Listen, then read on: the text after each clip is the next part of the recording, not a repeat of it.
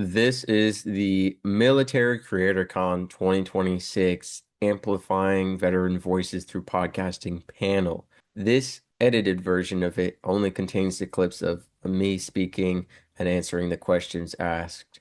And that is to respect Mara and James and Military Creator Con for the sale of this footage, which is going to be available for purchase. If you want to catch the whole replay, you will have to go through that route. However, here on my podcast and my website, you can find my specific answers and clips. And I hope that you find them super insightful. I encourage you to check out the whole panel to get some different opinions expressed other than just mine. It was a great time sitting down and talking with podcasters, all from different generations, walks of life, but all with the same mission to empower, to inspire, and to encourage and just give great insight. So without further ado, here is that edited version of the Military Creator Con Amplifying Veteran Voices Through Podcasting panel for 2026. I hope you enjoy. So really excited. Thank you for coming today. I appreciate y'all. I appreciate you guys, of course. So Mr. Whiskey, I've known you just a few years, 2 or 3 years, but I met you at a podcast conference. Fortunately enough, interviewed you a few months ago, and that's actually why I love podcasting is I learned a ton of stuff I had no idea about you by just talking to you for 20 minutes on a podcast format to me, because I feel like when I talk to people, it always feels like I'm a podcast interviewer of everyone I talk to. So thank you for being here. So Mr. Whiskey, same question kind of overall, like how did you kind of find out about podcasting? Like where did that come from? You were already out at the time, I think, so a veteran. What kind of tell us how that kind of came. So I started while still active duty. I was commuting a lot, traveling, driving for hours every weekend at the time. You can only listen to so much music and whatnot. And I said, if only I could watch, YouTube videos, but without the video part. And that's how I got to podcasting, which is primarily audio only. Of course, there are video formats, of course, but I wanted to get it to, not have my phone on the whole time in the car, especially driving at night, just have it turned off in a way, but listening and to make that time productive. I said, one of the beauties of podcasting is that you can multitask with it. You can get an education or entertain or distract your mind, whatever you're using podcasting for, while doing other things. And I think that's one of the beautiful things about it. You don't have to sit down and dedicate your time to it. You certainly can, but you can multitask. And so that's what I did. I always believe in capitalizing my time, being productive. And so listening to this and then seeing the nuclear operated community struggle with so many subjects that are really important and need to be talked about, I said, well, why not make a podcast about this? And I didn't do any research beforehand. My biggest advice is do research first. I didn't look up how to start a podcast. I did the first platform I found and, kind of just winged it. And there were a lot of mistakes I made financially, especially for anyone who's a veteran. If you're going to make podcasting a business, there are waivers if you're a veteran to not have to pay certain fees and stuff that I did pay for, hundreds of dollars in business fees and podcasting stuff that was different for veterans. And figuring out, I didn't start with, people say start with 5 to 10 episodes already ready and have a base built. I was doing one every few weeks, kind of haphazardly, and I've grown a long way since then. But doing that research first, knowing that there are so many tools available that people have made to streamline this process now more than ever before, that's so important to look into. Mr. Whiskey, you said you started on active duty. Were there other, if you were even asking, but were there other people that you were hearing that were podcasting already? Or was it, because I know when she started and he talked about it years ago, I kind of started to get into dabble a little bit in 2014. All those years were early. So there wasn't a lot of military veterans doing podcasting. So I guess for number one, what year was it? And then what was that like? Were any of your friends or buddies or people that you were serving with doing podcasting? Not at all. In fact, the whole premise of my show was supposed to be getting us as a group, as the representatives of the nuclear community. And I often say, it's just me. None of them believed in it because of all these misconceptions about what a podcast was, about what it is as a business, what it is as a hobby, why you do it, who listens to it. So at that time, I didn't know about any military podcasts. I had just found out that one of the YouTubers I listened to, they had started a podcast as well, and then they started another podcast with their father. And I was listening to comedy podcasts because I found it very entertaining. And at the time, I was still cycling through educational podcasts because I kept coming across ones that were just too monotone. And driving at night for up to 8 hours at a time I was driving, did not want any monotone podcasts on. And so I really liked the comedy, kept the beat and the cadence of keeping the car ride alive. And so at that time, I didn't know if there was active duty people doing it or not. And to me, it didn't really matter because I said, I'm going to do this regardless of that because it shouldn't affect it. One of the things we talk about here is being active duty. That's part of your lifestyle. It shouldn't be your whole lifestyle and consume everything. You still have the opportunities to make the most of your free time. We know it's difficult, that the military is emotionally, spiritually, and physically draining. One of the things I talk about a lot is vegetation. A lot of people just want to go home and do video games, drink, or go to sleep. They don't want to invest into making a podcast, which is a lot more work than people realize, or going out to events. Most people have never explored outside of their base because they're just too tired and drained. And I think we need to help that. And this conference is part of that, saying like, hey, we are military creators. We are also artists and comedians and podcasters, and everything we wanted to do before the military, while in the military, or that we're saving for afterward, we can do while we're there. So for me, it was like, I'm going to start this podcast now. Why wait till I'm a veteran? So it's interesting that you say that, like, for you, and I want to just ask you, I kind of think I know, but like you came up with, and you're Mr. Whiskey. So where was that part of your, because I want to kind of talk a little bit about when someone, especially military or veterans, branding, this could be a very foreign concept, especially personal branding. So for you, it seems very personal branding. Is Mr. Whiskey kind of part of that? Could you tell us a little bit about that? For sure. So for me, my podcast, while we touched upon military adjacent subjects, talking about suicide prevention, addiction recovery, mental health, and our personal experiences, it wasn't supposed to be an entity of the military or representative or associated with it. And I think that's the huge distinction. There are people I see now in uniform doing active duty podcasts. When you do that, you have a certain role you play. I've had guests on my show who say, hey, I'm in the military. This podcast episode is me in my free time. This is my personal opinion, not a representation or expression of the military. And so for me, it wanted to be a personal thing. It wasn't about the military. Like what the military was doing that affected our mental health or suicide, that was just because of our personal experience. But I've had a lot of guests who weren't that. And part of my journey was unboxing from the military niche because people said, oh, he's a veteran helping veterans. I said, no, I'm a podcaster. I'm a person outside of that. And so I've had to do a lot of work at these conferences and through my show to talk about, like,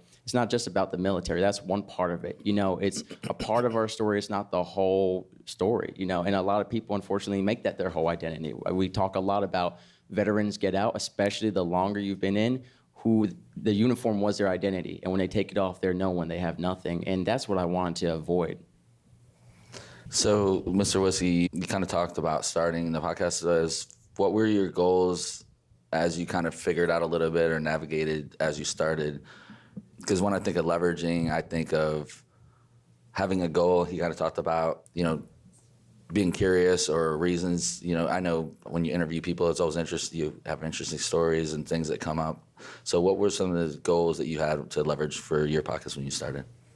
Right, I completely agree. I think that the basis for leveraging are your goals. So a lot of people will use their podcast as a lead magnet or a business funnel to promote their business and vice versa. Some people use it. I have a lot of authors want to promote their books. Some people use it for promotional reasons.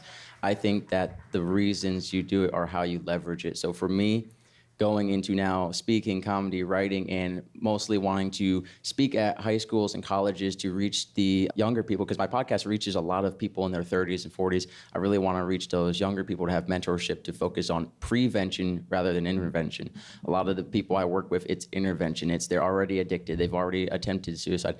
I want to reach because children's suicide rates are extremely high now. Their mental health crisis is terrible for all these generations. And when I say kids, it's from, as young as 8, 9, 10 years old to now 25, right?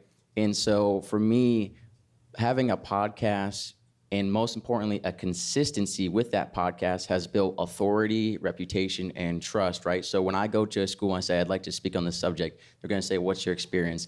And on top of saying, hey, I stopped suicides and suicides while in the service in the military, which already is huge authority, I say, you can look me up online, the first few pages of Google or any search engine. You can find me speaking at conferences on that subject. You have over 300 episodes of that subject. You have books I've been in, articles. So I think podcasting, the greatest thing is building your brand, which can be authority and trust and reputation. Now, if you're doing it for a personal reason, it still sets you up for future possibilities that you're not even thinking of right now. I think there's no really downside unless you're saying something not in alignment with your company or your morality. There's no downside to having the podcast. I mean, you might say something embarrassing, but we do that every day anyway, right? People do that on social all the time. Right. So I say you might as well do it. And I think most importantly, so many people chase numbers, right? A lot of new podcasters and a lot of experienced podcasters chase numbers. I always say that it'll reach the right person at the right time. I live by an expression, and I don't know who said this quote originally, a guest shared it with me, but I say, we are planting the seeds of a tree whose shade we will never sit under, right? So this podcast episode, this panel right here, may reach someone well after we're all dead. Maybe I'll still be alive, but I think that it's just... You do know I'm doing 45 minutes of stand-up tonight, Nicely done. and I am Warm up going for to roast the crap out of you. She's gonna do some Warming crowd up for work comedy. now. He's like, I'm going to get it in now because I'm not the main comedian. Right. But I say all that to say, I had a young lady from Malaysia write out and say, this episode changed my life. And now I've got plenty of hate mail, more so than fan mail. And that's how life is. You're going to have more enemies than people who like you, especially when you're doing work like we're doing. But just for that one person, even if it took 300 episodes to produce, that is so worth anyone's time. So, trying to think of one last question for you, Mr. Whiskey, but we're about to open it up for Q&A. Is everybody okay with that for a little bit? So we kind of ad-lib if there's no questions. But, we talked about the different mistakes, definitely. I know I wanted to mention, it's a horrible feeling. One time I interviewed a group of people who had never been on a podcast and then orchestrated it an hour and some minutes, a press record. It's like, hey, cool. Then you focus on all these people and to do a good job and great questions, get all the way to the end and look, and it's like, oh, wow, it didn't record any of it. I was like, then how am I going to tell these people?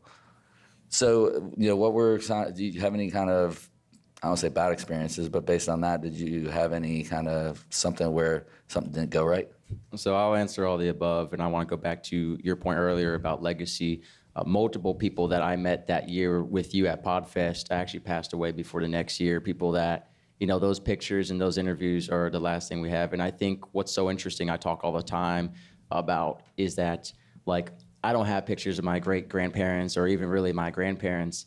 And I'm thinking about my grandkids are going to see embarrassing high school pictures of me. They have so much access to us, and I'm very curious how that'll shape the connections we have. And part of that is podcasting. And so, I always joke about, I think we've seen a lot of intergenerational podcasts, bringing families together, bringing awareness. I used to host a podcast that the whole point was all the generations, they're just labels. At the end of the day, we're all people. We live a little differently, but it's the same thing for gender, race, and everything, and we need to get along. I think podcasting is a great bridge for all of that, and legacy is a huge part of that. As far as bad experiences, I had a person show up to my show, didn't know the name of it, didn't know that I was a veteran, which is the first line of the show, right? So you're going to have bad guest experiences. I've had guests that, and this is a tough choice you have to make as a podcaster, you're going to want to be nice to everyone, and you can't be. I've had huge blowouts with people who I said, very respectfully, I said, you're not in alignment with what my show is putting out. Because a lot of guests, not all guests, but people who just want to promote stuff, they don't care what your show is, just put me on it. Mm-hmm. Shows that aren't in alignment with you or have the right audience are not productive for either of y'all's time. But people are going to do that. So you have to learn to say no. You have to kind of harden your heart a bit. I've even had episodes I recorded, and later on I said, listen, I can't put this out, because I did some research, and some of the claims you made are wrong or misleading or against our government, right? And so that can be the tough part. I think it's all about mindset. The biggest challenges for a lot of people, they don't know why they're starting their podcast. And when they don't plan out and research, and then later on they're like, man, I thought, and one of the big things, people think it's a moneymaker overnight, right? Because they see these big podcast contracts, and last statistic I saw was about, and these numbers could have shifted, but it was like about 0.001% makes 75% of the earnings in a lot of these entertainment industry and creation bases. So a lot of people get this expectation. I've had guests who were on my show, podcasters, they quit because they said, Mr. Whiskey, I didn't start making 40 grand a month. I said, I don't know why you ever thought you were.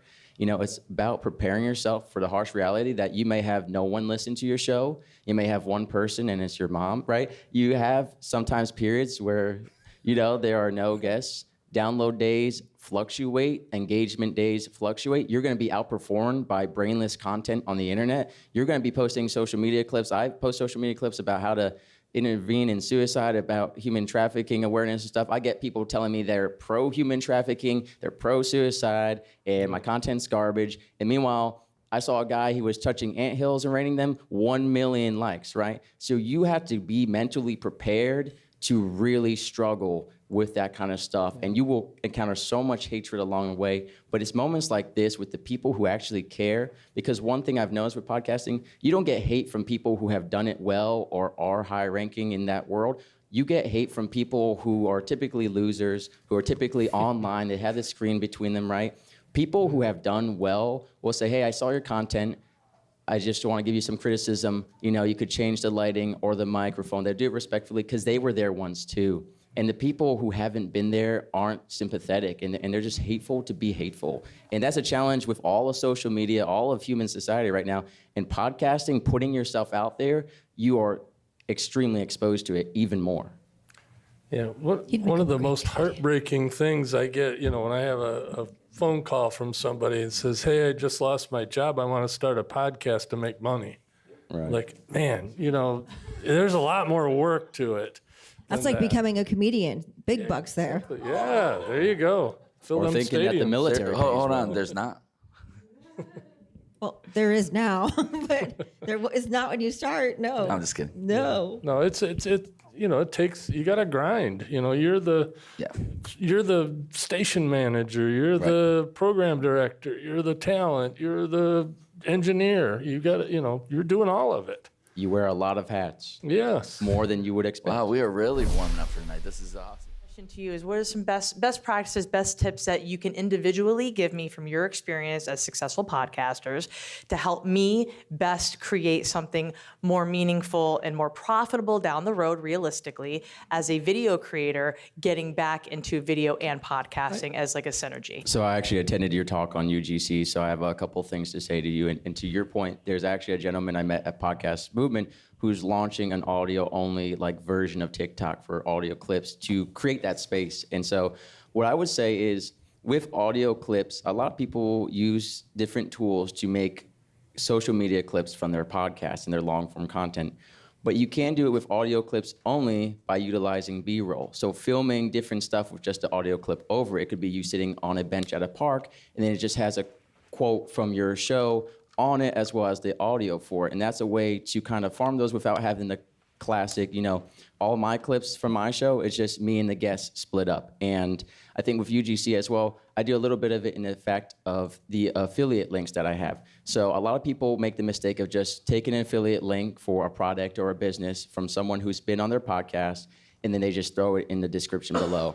Now, I have all mine there. I have them on my website, but I also go out. So I had basically an AA for smokers, and she asked me to promote it. And so I made videos talking about different stuff, promoting it, right? I've done different ads, basically. So you're not getting paid directly in some of the UGC contracts, but it's promoting that affiliate link. And you're promoting someone who was on your show, who's then going to promote it to their audience, who is putting it on their website. I think that's one of the biggest things is when you make social media clips, even if they're not the best, a lot of people aren't doing that for the people who have been on their show. One of the biggest mistakes, and one thing I take pride in, is that a lot of people don't promote the shows that they've been a guest on. They'll promote their show. Every show I've been on, I make clips from that show as well and cross-promote it. It's so important to compound on that community. And so you can use different clips from all those shows. And what you should do is mess around with the formatting. Like I said, there's the vertical where you have you and your guests stacked, or you could do different square shapes. You can really change it. I think one of the big things, though, is if you're looking to utilize audio clips, putting it over B-roll content to set it apart from what you're doing. And in that B-roll content with the audio clip, you could even have the product or their book in the background. Every time a guest on my show sends me a copy of their book, I take pictures with it, I take videos, I read excerpts from it. Sometimes I even do a solo review. I think that's the biggest thing, is not being each other's customers and clients, but collaborating. I got something I'd like to add too for anyone starting a podcast. A lot of people want to start off audio only because they're camera shy, or they, sometimes it's a lot of extra work. It's more editing and more files and everything. What I say is record video, use only the audio. That way, if you ever want to go back, and now you have every episode has a video, and you can backlog everything, or you can make clips from it even if you don't post the long form. So I say it is always more beneficial to have it and not need it than to need it and not have it. So record video and audio at the same time, and if you use only audio, you still have the video in the future. For people who want to start a podcast, I want you to just kind of elaborate on this, because for me, I would say for them to document the fact that they want to start the podcast and everything they're doing along the journey. And what I would love for each of you to do, if you could for me, is from your own perspective, what steps would you take, or how would you tell them to document that entire journey so that they can actually earn as they learn, right? So to kind of rack that a little bit, James and I had this conversation on the Military Creator Con podcast.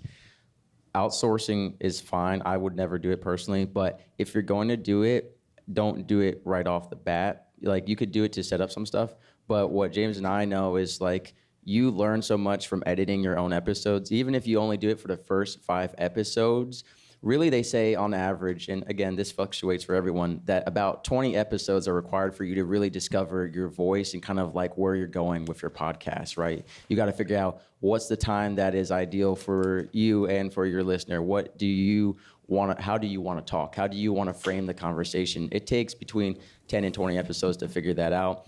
Again, if you have more prep time ahead of time, which I mentioned earlier in the panel, like, there's a lot more that goes into it than you think. Like, you go to start a podcast and they're like, oh wait, I need a logo, I need a description, I need to find a hosting platform, I need to do this. I think preparing ahead of time saves you a lot of heartache, but even with that, until you actually do it, right, until you actually live it, you're not gonna know how it feels. And I think after that point, you can outsource and have people do editing. And I'll say editing's come a long way, like they were mentioning. When I first started editing, you only had an audio file. You had to look for, like, is that a cough or is that someone yelling? Now they have a transcript alongside it. You just pick the words and edit. So it's getting easier and easier. But I think it's so important to just pay attention to how you're talking, how the guests are talking, what the feedback is, and kind of shape that. It's going to take a while to kind of build and firm up your identity in that. CreatorCon.com. Ready to execute. Roger.